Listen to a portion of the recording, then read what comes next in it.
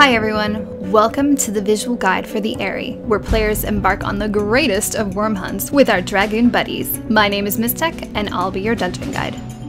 These initial trash pulls are simple, but they are required to unlock the path ahead. Burn them down, avoid AoEs, and move on. The first boss is RANGDA. She has an electrifying frontal breath, and tanks should always position her away from the group. When she casts CACHEXIA, all players should move into melee range to avoid excess damage. Up next, you'll see IONOSPHERIC CHARGE, which will cause a number of lightning strikes to target random players. Avoid these. At the same time, she will mark up a random prey target. Prey will cause the affected player to be hit by a massive hit and paralyzed that cannot be dispelled. To avoid this mechanic completely, the tethered player must run to one of the lightning rod pillars on the outside of the arena. Doing so will cause the prey attack to hit the pillar instead. At the same time, an ad will spawn. The tank should pick this up and everyone else can burn it down before returning to the boss. Up next is Electrocution. This will hit and knock back all players. He seems to cast this immediately before CACHEXIA, so be sure to run back in as soon as possible. The fight will then repeat until he's down. In the next section of the instance, you'll come across a number of slumbering dragons. I don't know about you guys, but when I see a sleeping dragon, I don't try to poke it, so I can't exactly tell you what they do.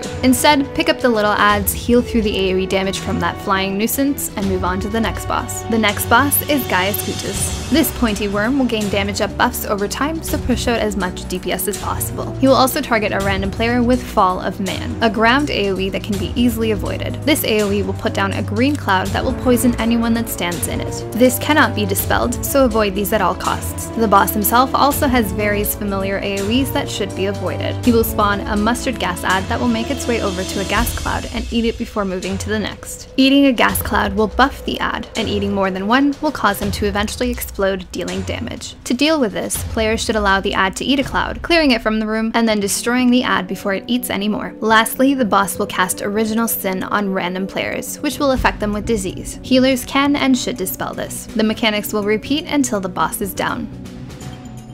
In this last section, you'll deal with some pretty cool level design and some pretty boring trash, at least until you reach this last room. Here you'll deal with waves of dragons that spawn from the eggs. Pick them up and burn them down. If you haven't been paying attention to your cutscenes like some people, you may be surprised to see NIDHOGG here. This last boss has a frontal breath, and the tank should avoid turning him as much as possible. Over the fight, he will turn towards players and cast the SCARLET Price, which will place fiery orbs that cannot be attacked. These will throw out long column AoEs on random players before disappearing. Avoid as necessary. Healers will also have to deal through Deafening Bellow throughout the fight, a room-wide AoE blast. NIDHOGG will also mark up a random player with this target and trap them. All other players must switch and destroy this trap before the player is killed. I would recommend running this target near the boss so damage dealers can cleave it down and melee don't have to run too far to destroy it. This phase will repeat until about 30%, at which point NIDHOGG will disappear and summon ads. These ads will fixate on our dragoon friend and must be destroyed before they destroy him. Healers can and should heal and shield him through this phase as well. You will see 2 waves of little dragon ads and 2 waves of single big dragons. The bigger dragons can be tanked, so keep them away from our buddy. Interrupt abilities as necessary. During this time, NIDHOGG begins to cast MASSACRE, an instant wipe ability. All waves of dragons must be destroyed before Estinian can cast Draconian Light, a shield that will save us from it. Stand in the bubble and live to continue on the fight. NIDHOGG will drop back down, and the same phase will repeat until he's destroyed.